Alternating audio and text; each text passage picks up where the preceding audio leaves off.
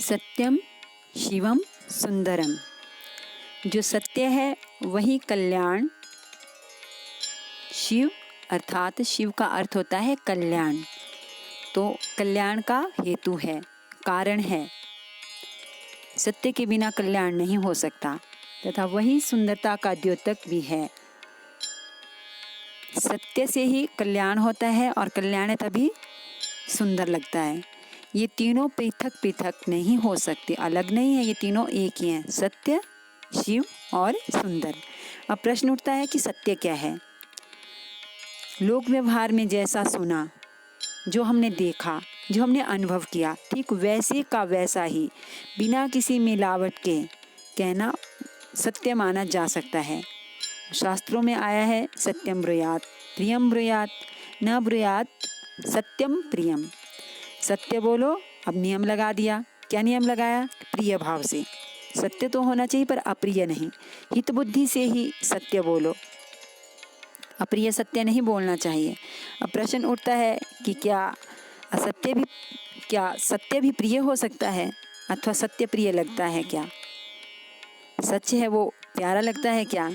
अब हमारी धारणा तो मैक्सिमम यही है कि सत्य कड़वा होता है।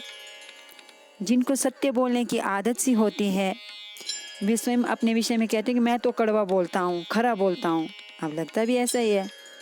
सच बोलने वाले का चेहरा तमतमाया, वाणी तीखी, आंखें तिरछी, सीना तना हुआ होता है, जबकि झूठ बोलने वाला विनम्र सा, सरल सा, दुनिया भर की मिठास में मानव शब्दों को डुबा कर बोल रहा हो। सोच विचार के बोलना पड़ता है, झूठ तो बहुत। सत्य बोलने में कोई विचार करने की आवश्यकता नहीं। अब क्या सच में सच कड़वा होता है? अब ये प्रश्न है। इसका उत्तर क्या है? सत्य से बढ़कर मीठा, हितकारक, सुंदर कोई हो ही नहीं सकता। सत्य के कड़वा लगने के पीछे कारण है बोलने वालों की आंतरिक कड़वाहट, सुनने वालों की आंतरिक कटुता तथा जुबान से कान तक पहुंचने में बेचारे सत्य ने जो बाहरी यात्रा की है, संसार में विष की तरह व्याप्त कड़वाहट के कारण ही सत्य कड़वा जैसा लगता है। जैसे विकृत पित्त वाले रोगी को मिश्री भी कड़वी लगती है। और किसी को पित्त की प्रॉब्लम हो, उनको मिश्री खाने को दे दो तो पता चल जाता है मिश्री उनको मीठी नहीं लगती, उनको कड़वी लगती है। तो ये समझो कि आपका पित्त बढ़ा हुआ है शरीर में।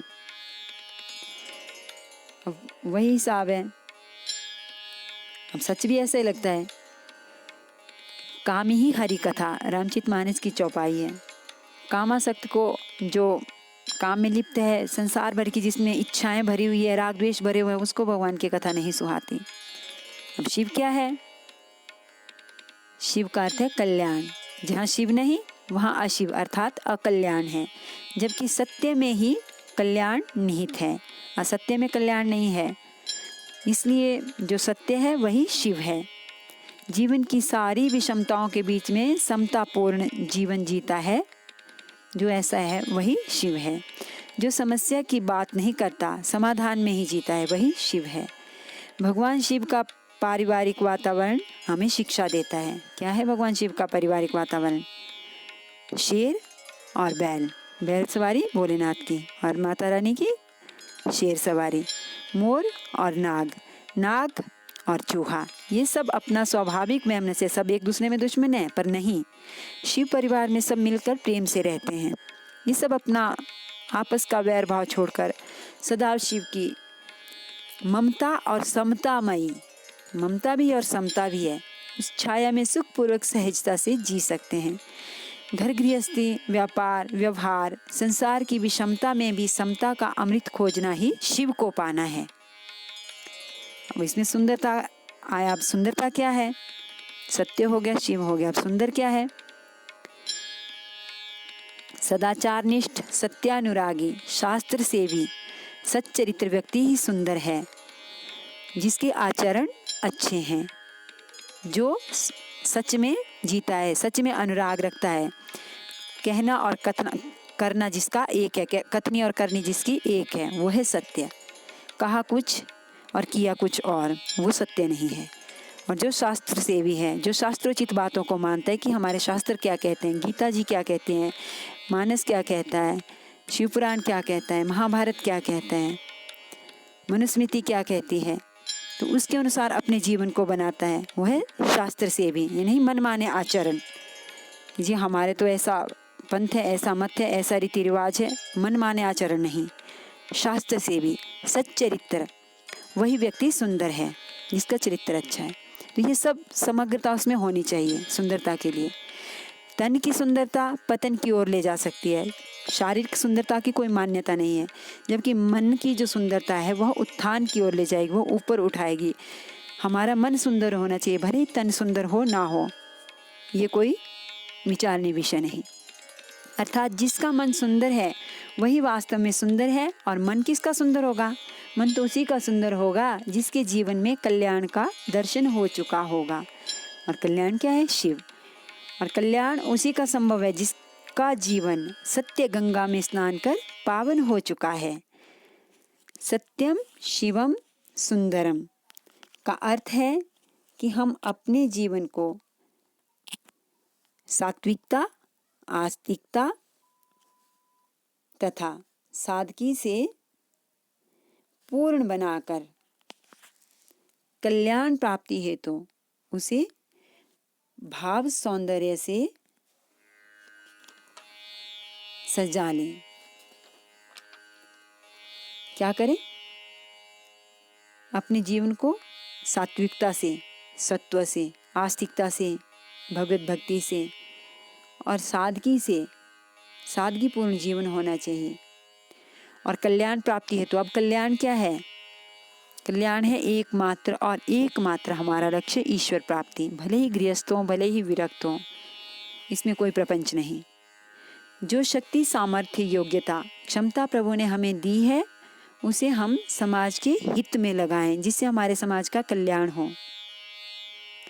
हमारा जीवन सत्य के सौगंध्य से, सत्य की सौगंध होनी चाहिए जीवन में, और शिवत्व का औदार्य होना चाहिए, उदारता होनी चाहिए। सुंदर के माधुर्य से मधुरता होनी चाहिए, सुंदरता की। उससे सजकर, सुसज्जित होकर समाज का हित, समाज की सेवा करने को उद्यत हो। हमेशा समाज के कल्याण के बारे में सोचें। एक भी व्यक्ति, बालक बालिका हमारे द्वारा सन्मार्ग पर लगाया गया, दुर्व्यसन मुक्त हुआ, श्रम के सौरभ से उसका घर आंगन महका, तो समझना कि हमने अपने मानव जीवन को सार्थक किया। अपने लिए जीना भी कोई जीना है क्या? अपने लिए तो पशु पक्षी भी जीते ही हैं, और पशु पक्षी भी अपने लिए कहाँ कुछ न कुछ तो परोपकार उनमें भी होता ही है, अगर हम प्रगाढ़ता से देखें तो। फिर मनुष्य बनने का लाभ क्या हुआ? पशुता से हमें यही चीज़ अलग करती है कि केवल अपने लिए हमारा जीवन ना हो। जो भी हमारे पास शक्ति, सामर्थ्य ईश्वर ने दी है, उसका हम सदुपयोग अपने समाज के हित में करें। सत्यम शिवम सुंदरम का उद्घोष तब सार्थक होगा जब यह जीवन मंत्र जीवन में उतरेगा। विशेषकर आज के समय में बहुत आवश्यकता है सुधीजनों की। सुधीजनों मतलब सुधरे हुए लोगों की, सज्जनों की। हम क्यों कहते हैं क्या कौन देख रहा है? किसने देखे हैं कर्म? करते जाओ। अरे वो कर रहा है, हम कर लेंगे तो क्या होगा? सामने वाला डूब रहा है तो हम भी डूबें, कोई मतलब नहीं। आगे किसने देखा अगला लोग? ये देखो, ये आजकल कथनी है समाज में। पर नहीं, अपने आचरणों को हमें देखना, क्योंकि एक एक कर्म का हिसाब परमात्मा देता है। परमात्मा के स्वयं अपने अंदर बैठा हुआ वो परमात्मा ही देखता है, उसका साक्षी होता है हर कर्म का, और हिसाब देना पड़ता है। हमें स्वयं को ही देना पड़ता है, दूसरा कोई नहीं देता। सच्चरित्रता का पाठ अपने आचरण से पढ़ाने वालों की, क्योंकि ये संक्रमण काल का काल है। संक्रमण का काल मतलब जानते हैं ना आप, सबको दिख रहा है कौन सा समय है आजकल। अब भौतिक प्रगति की चाह में अंधा होकर दौड़ता हुआ व्यक्ति व्यक्तिगत सुख सुविधा के लिए असत्य, अशिव और असुंदरता की गहरी खाई में दलदल में फंसता जा रहा है। बहुत विकट परिस्थिति है हमारे सामने। ना हमें झूठ बोलने की शर्म है। झूठ तो ऐसा हो गया है जैसे हम मानो दूध में चीनी मिश्री घोल रहे हैं, उसके बिना स्वाद ही नहीं आएगा। पग पग पर झूठ, मतलब अपने आसपास अपने खुद को अपने अंदर झांक के हम देख लें, पर फिर भी ज़रूरत है इस बात की कि हम सत्य का आचरण करें। तो हमें यथासंभव ये प्रयास करना चाहिए जिससे हमारे समाज में सत्यम शिवम सुंदरम की ज्योति का प्रकाश हताश लोगों के मन को विश्वास का आभास कराता रहेगा। और समाज तो तब सुधरेगा जब हम स्वयं सुधरेंगे। हम सुधरेंगे तो सामने वाला सुधरेगा, 2 सुधरेंगे तो 4 सुधरेंगे, 4 सुधरेंगे तो 10 सुधरेंगे। अब गांव सुधरेगा, समाज सुधरेगा तो हमारा देश भी सुधरेगा, तो हमारा मानव जीवन सफल होगा। सत्यम शिवम सुंदरम, इस पे हमें आचरण करना अति आवश्यक है अपने मनुष्य जीवन की सफलता के लिए।